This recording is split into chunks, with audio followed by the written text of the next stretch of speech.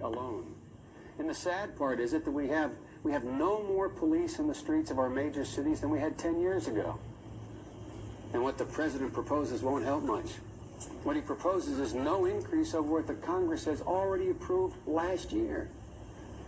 In a nutshell, the president's plan doesn't include enough police officers to catch the violent thugs, not enough prosecutors to convict them, not enough judges to sentence them, and not enough prison cells to put them away for a long time. That's why right now, 6 out of every 10 criminals who are arrested on drug charges have their cases dropped. That's why we think the president should triple the commitment that he's made tonight for police, prosecutors, and judges for our cities and our states.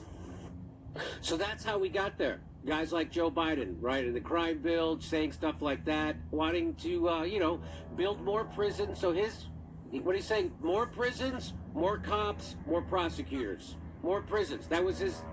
And so then Kamala Harris comes along and says this.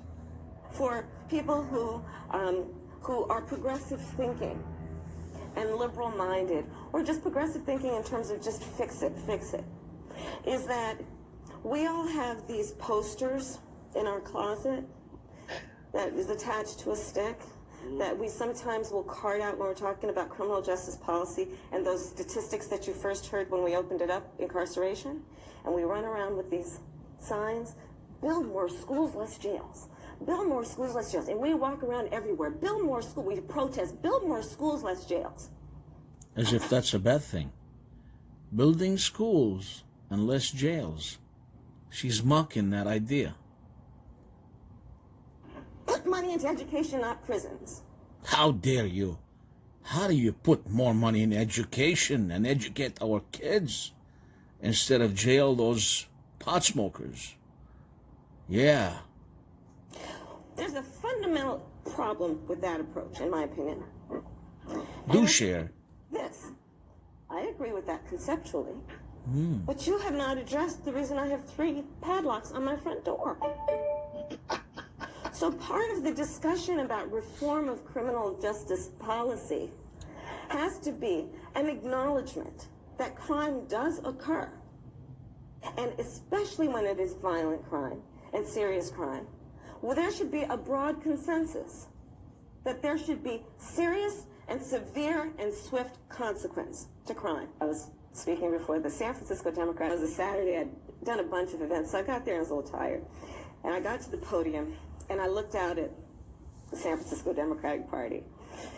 And I just stood at this podium. I kind of leaned over. I was just exhausted. And I'm looking at the glorious party that it is, right? So it's like the black guy with the blonde hair, the white guy with the dreadlocks, the lady there with the purple hair and all the buttons, right? And I just looked at it, this fabulous motley crew, and I said, okay, so who of us as Democrats, raise your hand, is saying people shouldn't have to go to jail?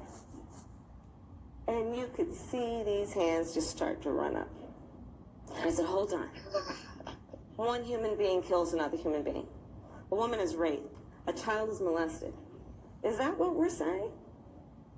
So the knee-jerk response was to suggest... So there you have it. I really couldn't watch any more of that. It says that Joe Biden and Kamala Harris, the ticket for the Democratic Party is the most pro-abortion ticket in American history.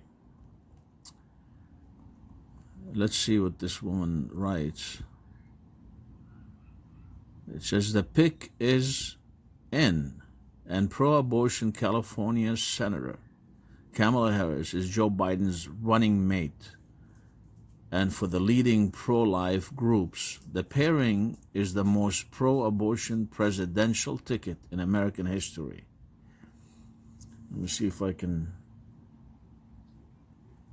read this. This is by Judy Brown. With the announcement of Kamala Harris as Joe Biden's running mate, we now have the most pro-abortion ticket in American history, she explains. It says the pick is clear that Biden will do the bidding for the Planned Parenthood abortion business as president.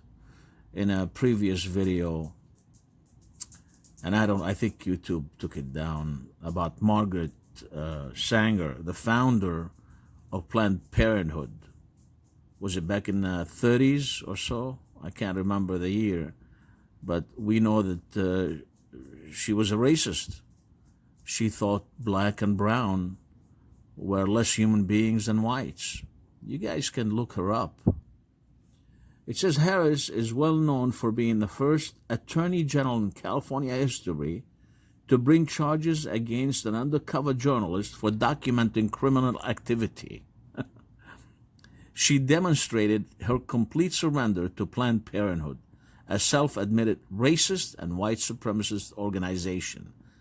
Well, that's what they do. They kill black and brown babies. How could that not be racist? All of you guys that pro-abortion, do you know these facts?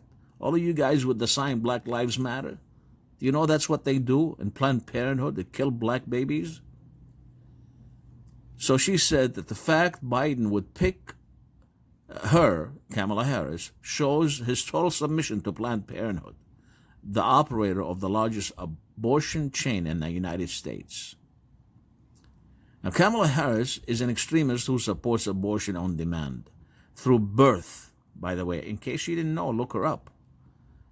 And it's paid for with the taxpayers. The taxpayers, you and I, are paying for murdering babies.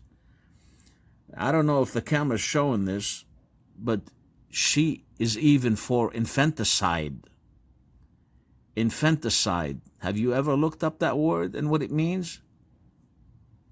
This was rejected by an overwhelming majority of Americans, including millions of independents and rank and file Democrats. But she's pro-infanticide, meaning you can kill babies up to a year old. This is who you're voting for, folks. Harris conspired with the abortion industry to launch a politically motivated shakedown of brave citizen journalists who exposed Planned Parenthood's role in the harvest of sale of aborted babies' parts for profit. You ever wonder why they kill so many babies? Because they sell their parts for profits. All of you pro-abortions, when are you going to wake up? Now, I don't know how long. God is long-suffering. I don't know how long he's going to wait before he decides just to destroy us for doing this, killing his creations, millions and millions of babies a year for profit. Murderers, baby killers. This is who you're supporting, baby killers.